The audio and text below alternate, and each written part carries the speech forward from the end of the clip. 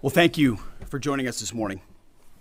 Last night, on President Trump's orders, U.S. Central Command conducted a precision strike in the middle of the night against 3 nuclear facilities in Iran, Fordow, Natanz, and Esfahan, in order to destroy or severely degrade Iran's nuclear program. And as the chairman of the Joint Chiefs will demonstrate, it was an incredible and overwhelming success. The order we received from our commander-in-chief was focused, it was powerful, and it was clear. We devastated the Iranian nuclear program. But it's worth noting the operation did not target Iranian troops or the Iranian people. For the entirety of his time in office, President Trump has consistently stated for over 10 years that Iran must not get a nuclear weapon. Full stop. Thanks to President Trump's bold and visionary leadership and his commitment to peace through strength, Iran's nuclear ambitions have been obliterated. Many presidents have dreamed of delivering the final blow to Iran's nuclear program, and none could until President Trump. The operation President Trump planned was bold and it was brilliant, showing the world that American deterrence is back. When this president speaks, the world should listen. And the U.S. military, we can back it up. The most powerful military the world has ever known. No other country on planet Earth could have conducted the operation that the chairman is going to outline this morning. Not even close. Just like Soleimani found out in the first term, Iran found out when POTUS says 60 days that he seeks peace and negotiation, he means 60 days of peace and negotiation. Otherwise, that nuclear program, that nuclear capability will not exist. He meant it. This is not the previous administration. The President Trump said no nukes. He seeks peace, and Iran should take that path. He sent out a truth last night saying this: any retaliation by Iran against the United States of America will be met with force far greater than what was witnessed tonight. Signed, the President of the United States, Donald J. Trump. Iran would be smart to heed those words. He's said it before, and he means it. I want to give recognition to the Chairman of the Joint Chiefs of Staff, the Joint Staff, General Eric Kurilla at CENTCOM, who did a phenomenal job, he and his staff, all of CENTCOM. Policy across the board, this was a joint effort, and across the Pentagon effort.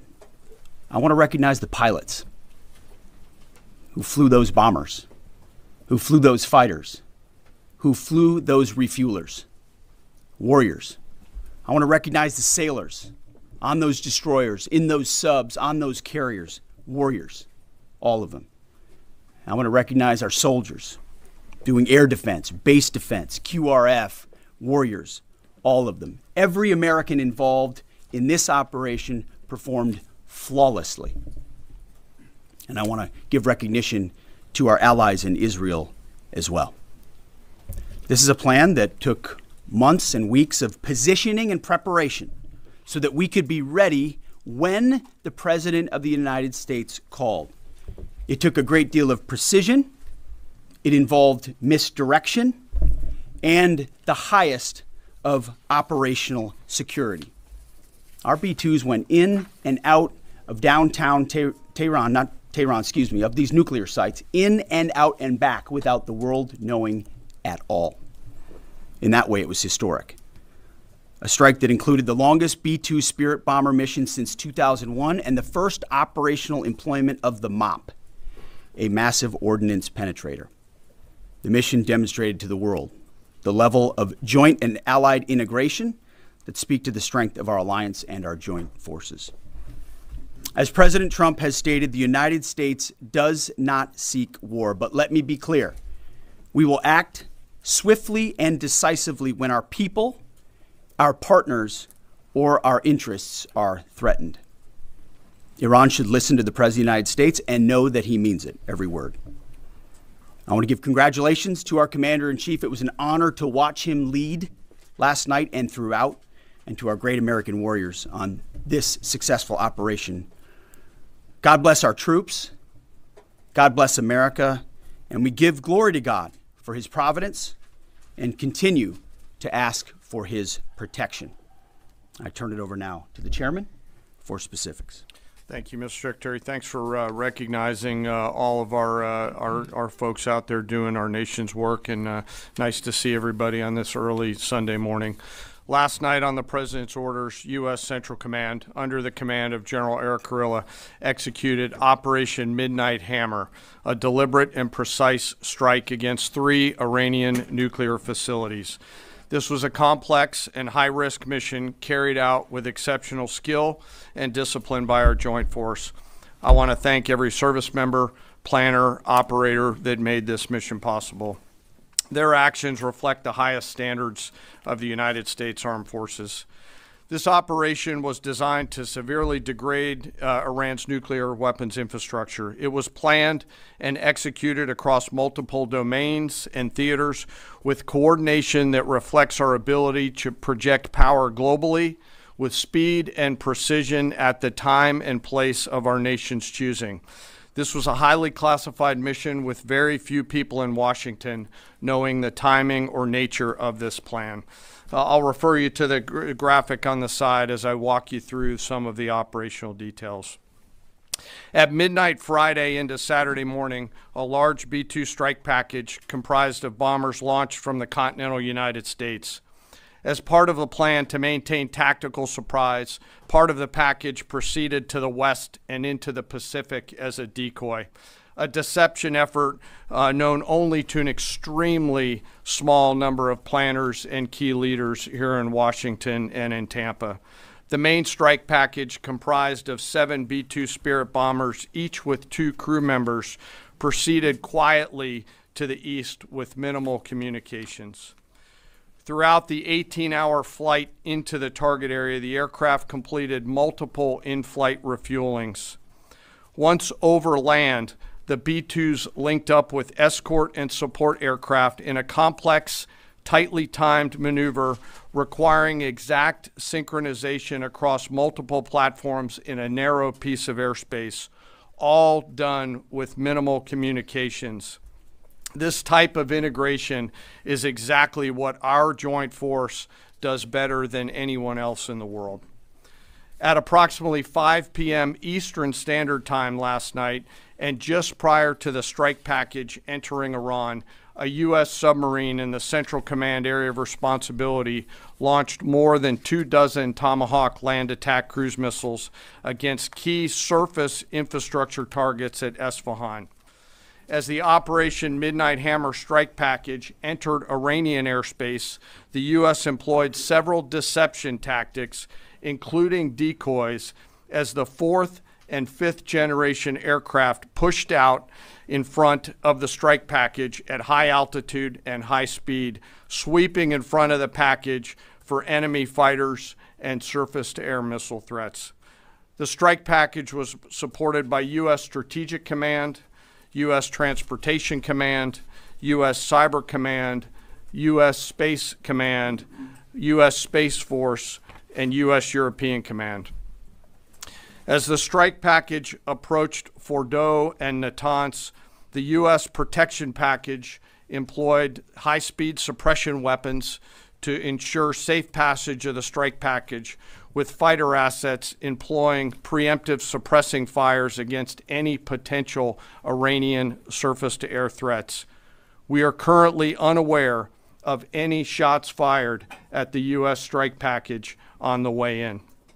At approximately 6:40 p.m. Eastern Standard Time, 2:10 a.m. Iran time, the lead B-2 dropped 2 GBU-57 massive ordnance penetrator weapons on the first of several aim points at Fordow. As the president stated last night, the remaining bombers then hit their targets as well, with a total of 14 MOPs dropped against 2 nuclear target areas. All 3 Iranian nuclear infrastructure targets were struck between 6:40 p.m. and 7:05 p.m. Eastern Time. Again, that's about 2:10 in the morning local time in Iran, with the Tomahawk missiles being the last to strike at Esfahan to ensure we retain the element of surprise throughout the operation. Following weapons release, the Midnight Hammer strike package exited Iranian airspace and the package began its return home. We are unaware of any shots fired at the package on the way out. Iran's fighters did not fly, and it appears that Iran's surface-to-air missile systems did not see us. Throughout the mission, we retained the element of surprise. In total, U.S. forces employed approximately 75 precision-guided weapons during this operation. This included, as the president stated last night, 14 30,000-pound GBU-57 massive ordnance penetrators, marking the first ever operational use of this weapon. I know that battle damage is of great interest. Final battle damage will take some time, but initial battle damage assessments indicate that all 3 sites sustained extremely severe damage and destruction. More than 125 U.S. aircraft participated in this mission, including B-2 stealth bombers, multiple flights of 4th and 5th generation fighters, dozens and dozens of air refueling tankers, a guided missile submarine, and a full array of intelligence, surveillance, and reconnaissance aircraft, as well as hundreds of maintenance and operational professionals. As the Secretary said, this was the largest B-2 operational strike in U.S. history and the second longest B-2 mission ever flown, exceeded only by those in the days following 9/11. Well prior to the strike, General Kurilla elevated force protection measures across the region, especially in Iraq, Syria, and the Gulf. Our forces remain on high alert and are fully postured to respond to any Iranian retaliation or proxy attacks, which would be an incredibly poor choice. We will defend ourselves. The safety of our service members and civilians remains our highest priority. This mission demonstrates the unmatched reach, coordination, and capability of the United States military. In just a matter of weeks, this went from strategic planning to global execution. This operation underscores the unmatched capabilities and global reach of the United States military. As the president clearly said last night, no other military in the world could have done this.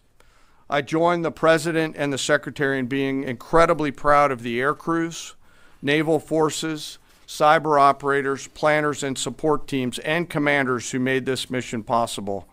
It is their skill, discipline, and teamwork that makes this operation possible. I am particularly proud of our discipline related to operational security, something that was of great concern to the President, the Secretary, General Kurilla, and me, and we will continue to focus on this.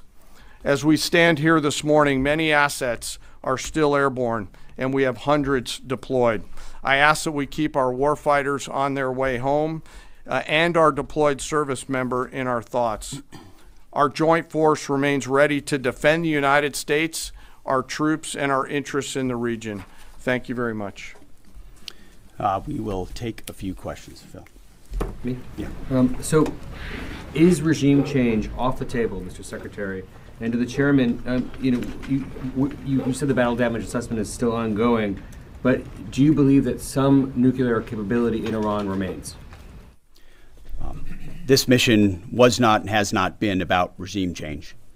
The president authorized a precision operation to neutralize the threats to our national interests posed by the Iranian nuclear program and the collective self-defense of our troops and our ally Israel. Thanks for your question. I think BDA is still pending, and it would be way too early for me to comment on what may or may not still be there. But thanks for the question. Green. No, behind you. Excuse me, Mr. Secretary, can you tell me, was there a particular moment when the president decided to pull the trigger on this operation where he said, now, rather than being, something in the holster, now we're going to pull the trigger on it? I would just say, having the opportunity to witness his leadership, he was fully committed to the peace process, wanted a negotiated outcome, gave Iran every single opportunity, and unfortunately was met by stonewalling, which is why he gave them plenty of time to continue to come to the table and give up enrichment, give up the nuclear program. But there was I won't say the particular moment, there was certainly a moment in time where he realized that it had to be a certain action taken in order to minimize the threat to us and our troops. Yeah. General, you say that General Kurilla increased force protection in Iraq, Syria, and Gulf, and those areas. Were they given any advance warning the attacks were coming? And also, Mr. Secretary, when were congressional leaders notified? How long before the attacks took place? Sir, to your first question, the risk has clearly been rising over the last few weeks in the region. Based on that and not a particular awareness of this operation, we've made smart decisions to minimize the risk to U.S. forces in the region. So they were given no advance warning? No, sir. And congressional? They were notified after the planes were safely out. Well, we complied with the notification requirements of the War Powers Act. After the attacks, they were notified? They were immediately thereafter. Yes. Thank you, Secretary. Two quick questions. Do you believe you completely destroyed Iranian nuclear program? And how about Iranian ballistic missiles? Your ally as Israel always saying that is biggest threat. And second question is very important. What will be your next step if Iran or militias under Iranian influence in the region attack U.S. interests or allies in the region? And you can chime in on this too, Mr. Chairman. The battle damage assessment is ongoing, but our initial assessment, as the chairman said, is that all of our precision munitions struck where we wanted them to strike and had the desired effect. Which means especially in Fordo, which was the primary target here, we believe we achieved destruction of capabilities there. Ultimately, wherever it may be, whether it's in Iraq or Syria or bases in the Gulf, as the president said, it would be, as the chairman said, it would be a very bad idea for Iran or its proxies to attempt to attack American forces. Yes. Thank you, Mr. Secretary. Regarding retaliations, Iran and North Korea are cooperating on nuclear and missile development. Do you think there is a possibility that Iran, North Korea, and the other forces, such as China, will join forces to retaliate against the United States? Well, unfortunately, because of the policies under the previous administration, we drove those countries together. And ultimately, that creates a challenging environment. For this particular operation, the focus is on Iran and Iranian nuclear capabilities. That's our focus here, is to not just say that they can't have, but President Trump has said from over 20 years, frankly, Iran cannot have a nuclear weapon. And ultimately, he decided this is the moment, given their stonewalling, when direct military action had to be taken to prevent that from happening. Yes. Thank you very much. General Kane, I understand OPSEC, I respect OPSEC. Can you say at all what security procedures are being taken to protect U.S. troops in Iraq and elsewhere in the Middle East? And Secretary Hegseth, as a global war on terrorism veteran, what do you say to veterans who may be concerned the U.S. is getting into another open-ended war in the Middle East over weapons of mass destruction? Thanks, sir, for the question. I won't comment on what force protection measures are being taken in the region. What I will say is we're being proactive and not reactive, and being very thoughtful about ensuring that we do all that we can to protect our forces out there. And I would just say, as the president has directed and made clear, this is most certainly not open-ended. It doesn't mean it limits our ability to respond. We will respond if necessary. The most powerful military in the world is postured and prepared to defend our people. But what the president gave us, as I said, was a focused, powerful, and clear mission on the destruction of Iranian nuclear capabilities. Those were the targets. That's what was struck. That's what was overwhelming. That's what was overwhelming. That's what the Iranian regime needs to understand, as the president put out last night. He wants peace. There needs to be a negotiated settlement here. We ultimately demonstrated that Iran cannot have a nuclear capability. That is a very clear mission set on this operation. Yes, hold on. Yes, right there. Thank you, Mr. Secretary. Question for the Secretary and the Chairman. How was this strike coordinated with the Israelis on a strategic level, militarily, and on a tactical level? Was there any direct Israeli military participation in this operation? Well, I would say certainly Israel had an incredible military success, especially at the beginning and ongoing, in degrading Iranian capabilities, in degrading Iranian launchers, MRBMs. It's been incredible to watch what our ally Israel has been able to do. And there certainly have been conversations. I mean, General Kurilla at CENTCOM has worked closely in the defense of Israel for many years. And part of this operation was the defense of Israel and the ongoing defense of Israel. But as it pertains to this strike, this was U.S. operated and U.S. led. We took advantage of some of the preparatory work that's been done over the past week and a half in terms of axis of approach. I won't get into the particulars, but as the Secretary said, it was a U.S. strike. We made sure we were not in the same piece of airspace and sky. Aside from that, that was the extent of it. We'll take a couple more. Yeah, right there. Question to the Secretary first. Are you concerned whatsoever now about the reaction from U.S. allies given the strike, particularly those in the Gulf? And to the Chairman, if I may, I understand you don't want to speak to specific assets and force protection measures, but do you anticipate at least having to bring in any further assets from other theaters to aid in force protection over the coming days?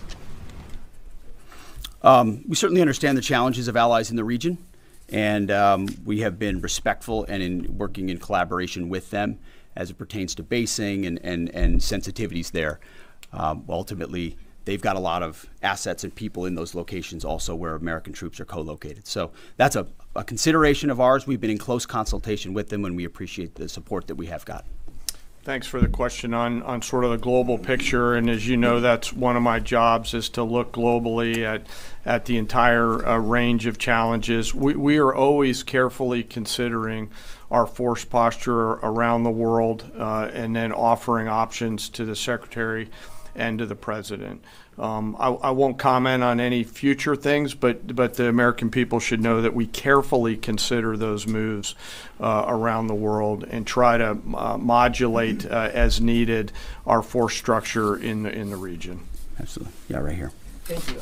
What communications are being sent to the Iranians right now, and is there any possibility of diplomacy now or in the coming days? I can only confirm that there are both public and private messages being directly delivered to the Iranians in multiple channels, giving them every opportunity to come to the table.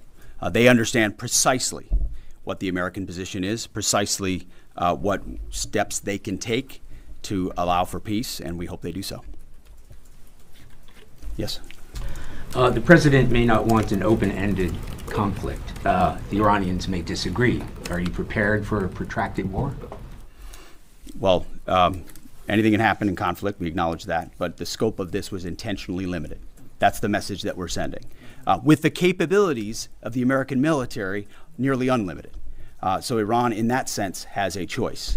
But we've made it very clear to them, this is nuclear sites, this is nuclear capabilities, this is the line that the president set, and we set that back. Now is the time to come forward for peace. But I think one of the takeaways from this as well is the unprecedented level of ongoing cooperation. I can't speak highly enough of the chairman and his staff and General Kurilla in CENTCOM, what they've done to look around the corner, to pre-position, to understand how an operation like this comes together.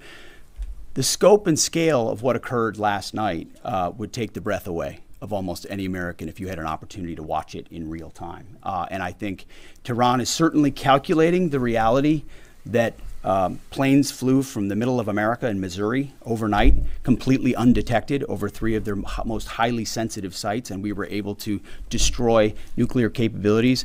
And our boys in those bombers are on their way home right now. We believe that'll have a clear psychological impact on how they view the future, and we certainly hope they take the path of negotiated peace. But I could not be more proud of how this building operated, of the precision, the sensitivity, and the professionalism of the troops involved in this effort. I will take one more. We'll take one more question. Yes, right there. Thank you, Mr. Secretary. Concerning the justification for these strikes, in March, the Office of the Director of National Intelligence released their threat assessment, concluding, quote, Iran is not building a nuclear weapon, and Khamenei has not authorized the nuclear programs he suspended in 2003, unquote. So what new intelligence does the U.S. have since then that the Iranians have changed their position on nuclear weapons? And does this new intelligence come from U.S. sources and methods, or are we getting this information from other countries? Well, I would just simply say that the president's made it very clear. He's looked at all of this, all of the intelligence, all of the information, and come to the conclusion that the Iranian nuclear program is a threat, and was willing to take this precision operation to neutralize that threat in order to advance American national interests, reduce the Iranian nuclear program, and obviously collective self-defense of ourselves and our allies. So he looked at all of it, understood the nature of the threat, and took bold action I think the American people would expect in a commander-in-chief. That's all we've got. Thank you very much. Appreciate it. Mr. Chairman. Thank you. Mr. Chairman, do you have any of the WC-135s up to check the radioactive material in the atmosphere?